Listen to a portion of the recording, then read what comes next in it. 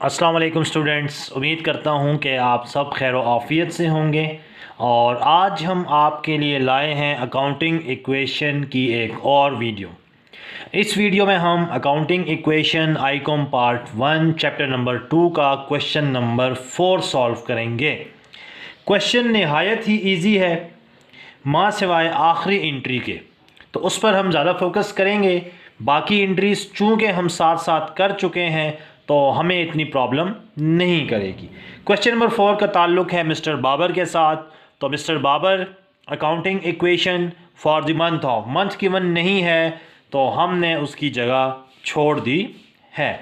Assets आपको पता है बराबर होते हैं इक्विटीज़ के। इक्विटीज़ में दो चीज़ें आती हैं, लायबिलिटीज़ और कैपिटल। क्वेश्चन सॉल्व करने से पहले क्वेश्चन को रीड करना ज़रूरी होता है। क्वेश्चन नंबर 4 है, mister Babar invested ₹2,20,000 in cash. Mister Babar ने इन्वेस्ट की है कैश बिजनेस में। इसका मतलब मिस्टर बाबर ने कैश दिया है बिजनेस को, तो बिजनेस के पास एक एसेट्स आ गया है जिसका नाम है कैश।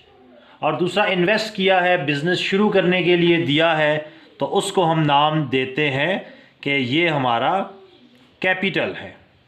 ठीक है, और ये एंट्री नंबर 1 है तो हम यहाँ लिखेंगे 1। कितनी कैश है? 2,20,000।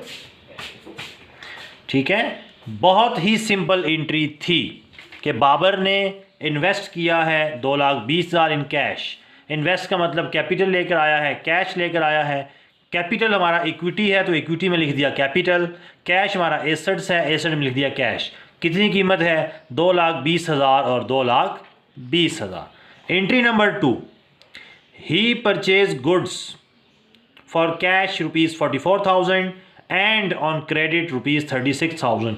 उसने 44,000 की चीज़ें नगद ख़रीदी है और 36,000 की चीज़ें उधार के ऊपर ख़रीदी हैं। तो इसका मतलब ये हुआ कि 44,000 नगद और 36,000 उधार के ऊपर, टोटल कितने की गुड्स ख़रीदी? 80,000 की। तो यहाँ हम एक कॉलम बना देते हैं गुड्स का। पहले ज़ीरो थी, अब कितनी हो गई हैं? 80,000 की। ठीक है, तो गुड्स पहले ज़ीरो थी, अब हमारे पास हो गई हैं 80,000 की। लेकिन क्या कह रहा है? For cash 44,000। पैसे कितने दिए हैं? पैसे दिए हैं 44,000। इसका मतलब 2,20,000 में से जब कुछ पैसे दे दिए तो मेरे पैसे क्या हो गए? कम हो गए। तो हम यहाँ से माइनस कर देंगे। और सेकेंडली, उधार के ऊपर 36,000, हमारी लायबिलिटी बढ़ गई, ज़िम्मेदारी बढ़ गई। लायबिलिटी हमारी क्या होती है? क्रेडिट इक्विटी में। और कौन सी लायबिलिटी बढ़ी है? क्रेडिटर्स की। जिनसे हम उधार पर ख़रीदते हैं उन्हें हम कहते हैं क्रेडिटर्स। पहले हमारे क्रेडिटर्स ज़ीरो थे और अब हमारे क्रेडिटर्स कितने हो गए हैं? 36,000। कैपिटल के ऊपर कोई इफ़ेक्ट नहीं पड़ा। ठीक है, तो गुड्स ख़रीदी, गुड्स में जमा कर दी 80,000। पैसे दिए तो कैश 2,20,000 में से 44,000 माइनस कर दी, तो बैलेंस हमारे पास आ गया 176,000। गुड्स पहले ज़ीरो थी, अब आ गई हैं हमारे पास 80,000। कैपिटल पे कोई इफ़ेक्ट नहीं पड़ा, तो कैपिटल 2,20,000 ऐसी आ जाएगा और क्रेडिटर्स भी 36,000। ठीक है, ऐसी स्टेटमेंट हम पहले भी कर चुके थे। गुड्स ख़रीदी, गुड्स में जमा, 44,000 दिए, माइनस कर दिया, उधार पर ख़रीदी, क्रेडिटर्स में जमा कर दिए। He made additional investment in cash. कह रहा है वो और इन्वेस्ट किया है बिजनेस में और पैसे लेकर आया है। तो बिजनेस के पास कितने पैसे आए? 40,000। पहले कितने पड़े हुए हैं? 40,000 मेरे पास पहले, 1,76,000 पहले के पड़े थे। 40,000 मैंने क्या कर लिए? और ले आया। और ऑनर किस फॉर्म में लाया है? इन्वेस्टमेंट। तो इन्वेस्टमेंट भी बेसिकली कैपिटल का दूसरा नाम है। सरमाया लेकर आया ना, सरमाया कहते हैं कैपिटल को। तो मेरे पास कितना कैपिटल था पहले? 2,20,000। 40,000 और ले आया तो मेरा कैपिटल कितना हो गया? 2,60,000। क्रेडिटर्स के ऊपर कोई इफ़ेक्ट नहीं है।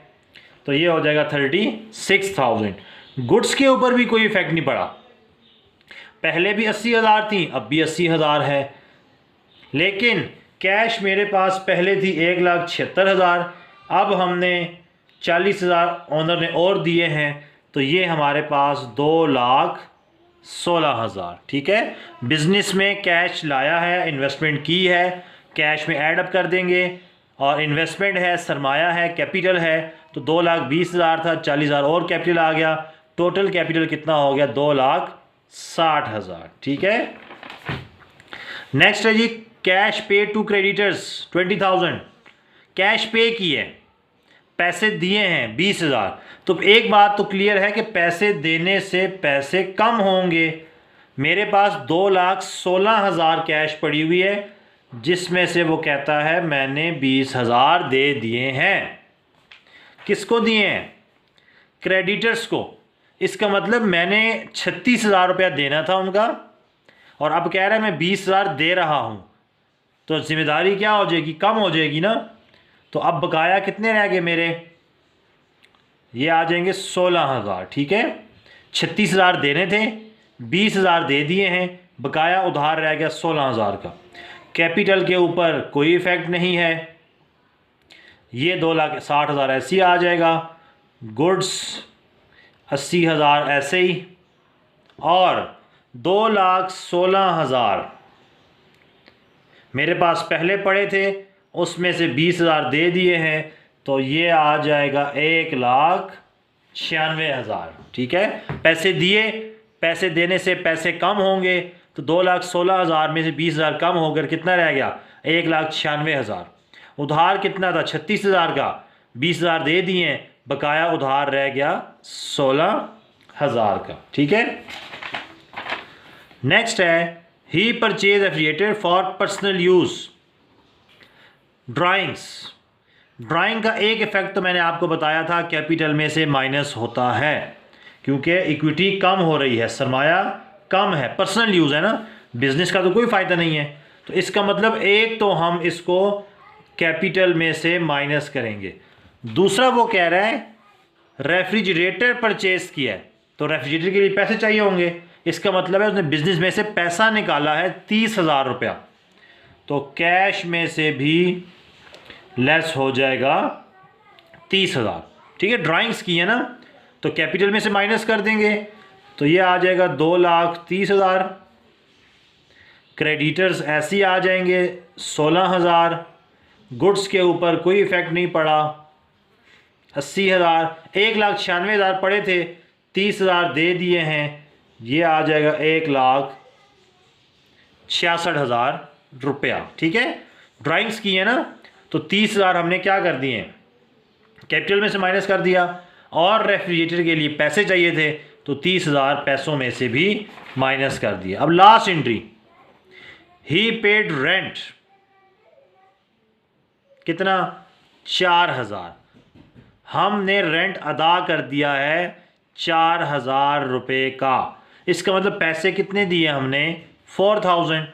तो कैश में से हम लेस कर देंगे 4,000। And rent outstanding 2,000। 2,000 अभी दिया नहीं है, बकाया है, देना है, जिम्मेदारी है, लायबिलिटी है, इक्विटी है, तो यहां हम लिख देंगे आउट स्टैंडिंग रेंट। तो पहले तो हमारे पास कुछ नहीं था, अब कितने का हो गया? 2,000।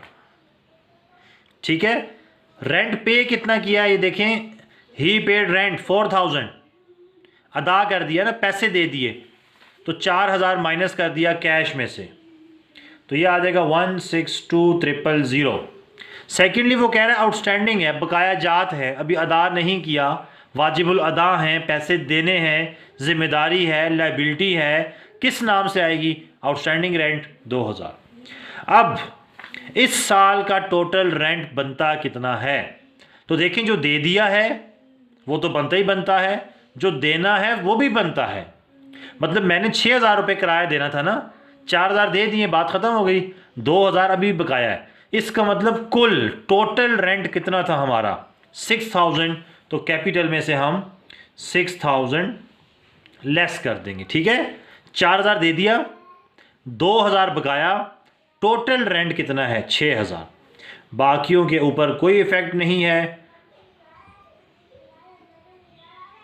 2,30,000 में से 6 माइनस कर देंगे, 2,24,000। कैपिटल के ऊपर भी और गुड्स के ऊपर भी कोई इफेक्ट नहीं है। ये आ जाएगा बैलेंस। अब इन सब को हम कर लेते हैं ऐड। 162,000 प्लस 80,000, ये आ जाएगा 242,000।